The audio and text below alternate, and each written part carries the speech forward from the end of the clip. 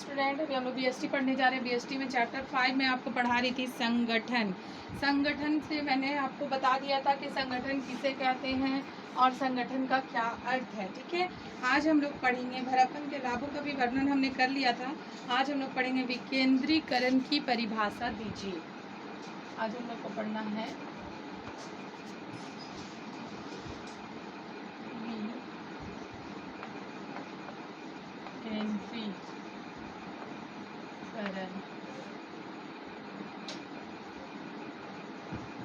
विकेंद्रीकरण की परिभाषा।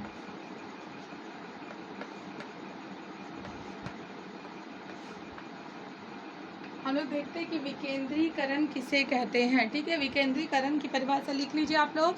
विकेंद्रीकरण भारापन का भी एक विकसित रूप है। ठीक है, जैसे भारापन में हम लोग करते थे कि भारापन में एक दूसरे को उसके कार्यों के अनुरूप कार्य को सौंप दिया जाता था या भारों को सौंप दिया जाता था और वो लोग अपना कार्य करते थे। ठीक है, लेकिन यहाँ पे विकेंद्रीकरण वही भारापन का ज़्यादा उच्च रूप है, मतलब अच्छा रूप है। ठीक है, देख लीजिए, विकेंद्रीकरण भारापन का भी एक विकसित रूप है। जब किसी उच्च अधिकारी द्वारा अधीनस्थ कर्मचारियों को अपेक्षाकृत अधिक मात्रा में अधिकारों का भारापन किया जाता है, वह विकेंद्रीकरण कहलाता है। ठीक है, फिर से देख लीजिए, विकेंद्रीकरण भारापन का भी एक विकसित रूप है। जब किसी उच्च अधिकारी द्वारा अधीनस्थ कर्मचारियों को अपेक्षाकृत अधिक मात्रा में अधिकारों का भारापन किया जाता है तो वह विकेंद्रीकरण कहलाता है। ठीक है, ये छोटा क्वेश्चन है, मतलब शॉर्ट क्वेश्चन में आपका आ सकता है। ठीक है, दूसरा हम लोग देखते हैं कि विकेंद्रीकरण की विशेषताओं को बताएं।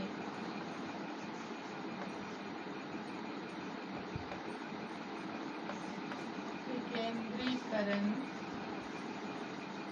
की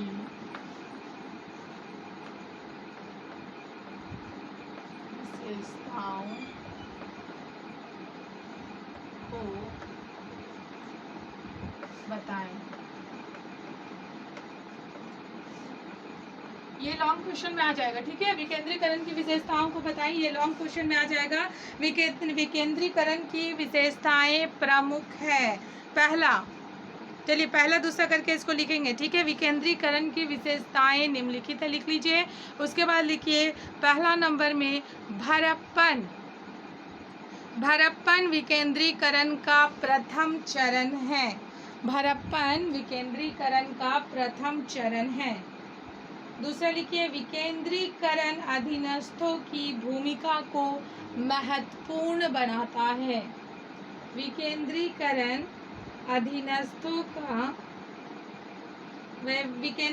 अधीनस्थों की भूमिका को महत्वपूर्ण बनाता है।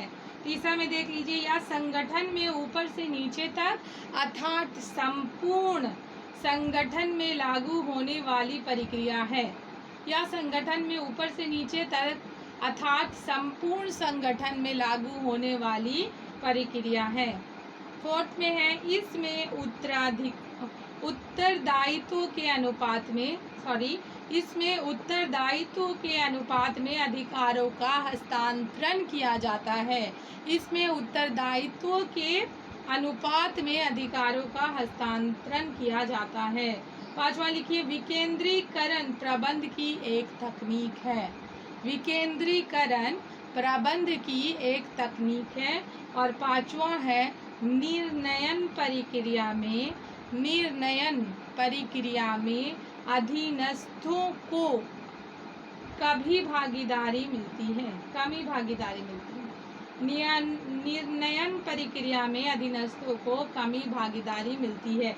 इस तरह से हम देखते हैं कि विकेंद्रीकरण की 6 विशेषताएं हैं। ठीक है, चलिए अब हम लोग आपको बता देते हैं अधिकार और दायित्व किसे कहते हैं। अधिकार और दायित्व में क्या अंतर है। अधिकार और उत्तरदायित्व में क्या अंतर है। ठीक है, नेक्स्ट क्वेश्चन है डिफरेंस, है ना, डिफरेंस निकालना है दोनों का। अभी जैसे हम लोग पढ़ रहे हैं बार बार अधिकार और उत्तरदायित्व, अधिकार और उत्तरदायित्व, क्या अधिकार होता है और उसका क्या उत्तरदायित्व होता है, इस दोनों का डिफरेंसेस हमें देखना है। अधिकार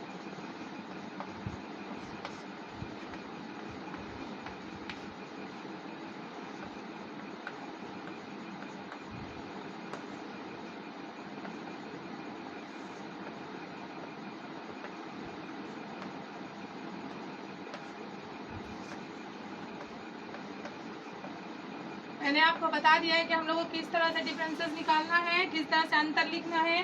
सबसे पहले इस तरह करना है, हमें सबसे पहले लिखना अंतर का आधार। अंतर हम किस आधार पे कर रहे हैं, ठीक है।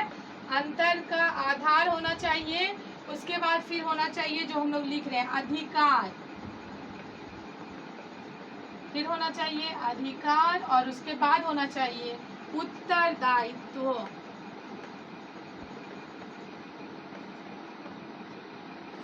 अधिकार और उसके बाद लिख लेंगे उत्तरदायित्व, ठीक है। हम लोग को सबसे पहले जब भी अंतर लिखेंगे, देखिए आपको ठीक से दिख रहा है, अंतर का आधार लिखा हुआ है, अधिकार लिखा हुआ और उत्तरदायित्व लिखा हुआ है, ठीक है। जब भी हम लोग अंतर निकालेंगे तो सबसे पहले हमें अंतर का आधार करना है। अब हम लोग अंतर का आधार कैसे करते हैं, सबसे पहले है उद्गम।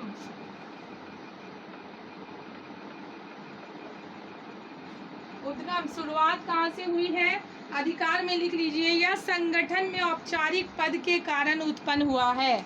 उद्गम मतलब होता है स्टार्ट, ये स्टार्ट कहाँ से हुआ है, अधिकार और उत्तरदायित्व स्टार्टिंग कहाँ से हुआ है, शुरुआत कहाँ से हुआ है, ठीक है। तो उद्गम में पहले लिखेंगे अधिकार, अधिकार यह संगठन में औपचारिक पद के कारण उत्पन्न होता है, यह संगठन में औपचारिक पद के कारण उत्पन्न होता है। और उत्तरदायित्व में लिख लीजिए, यह अधिकारी अधीनस्थ संबंध के कारण उत्पन्न होता है। उत्तरदायित्व में हो जाएगा, यह अधिकारी अधीनस्थ संबंध के कारण उत्पन्न होता है, ठीक है। दूसरा देख लेते हैं हम लोग, निर्णय। अब इसमें किस में निर्णय शक्ति होती है, किस में नहीं होती है देखना होगा। दूसरा हो जाएगा निर्णय। अधिकार में हम देखते हैं, अधिकार में निर्णय लेने की शक्ति होती है, ठीक है। अधिकार में लिखेंगे आप, अधिकार में निर्णय लेने की शक्ति होती है। और उत्तरदायित्व में कामों को करने की शक्ति होती है, ठीक है।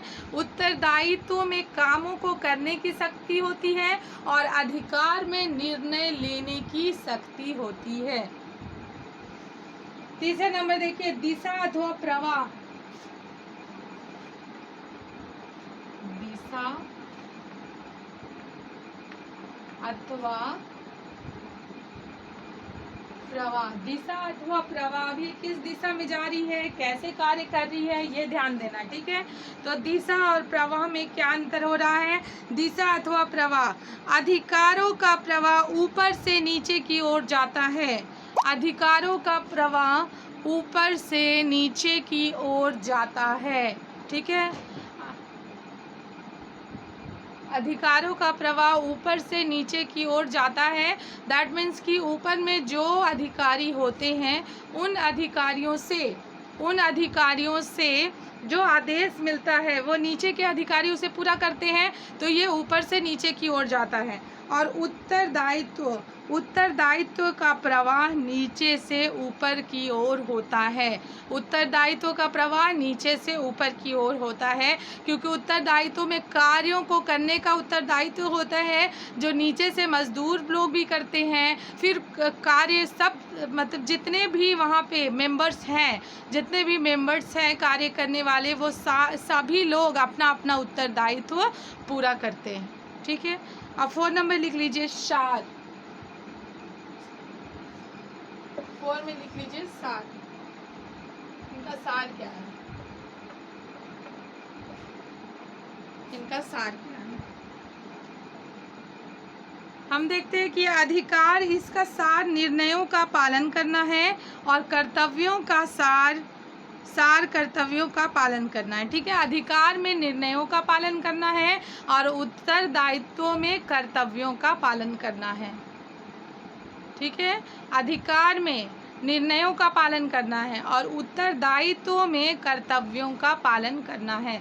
इस तरह से हम देखते हैं कि अधिकार और उत्तरदायित्व में अंतर हो जाता है। ठीक है, सबसे पहले जब भी अंतर बनाएंगे, मैंने बहुत बार आप लोगों को बताया कि एग्ज़ाम में भी अगर कभी भी अंतर लिखने आया तो आप सबसे पहले अंतर का आधार लिखेंगे, फिर अधिकार, फिर उत्तरदायित्व। ठीक है, फिर जिसका जिसका अंतर करना है। इस तरह से मैं आपको पूरा क्वेश्चन वगैरह बता दे रही हूँ। ये सारे क्वेश्चन बुक्स में जितने भी टॉपिक्स हैं उनसे रिलेटेड है। ठीक है, तो आप अगर ये इतने क्वेश्चन पढ़ लेंगे जितना मैं दे रही हूँ तो आप लोग एग्ज़ाम में अच्छा कर सकते हैं। ठीक है, इसके आगे मैं आपको कल बताऊंगी अधिकार, उत्तरदायित्व और जवाबदेही में क्या अंतर है, कल बताऊंगी उसको। Thank you.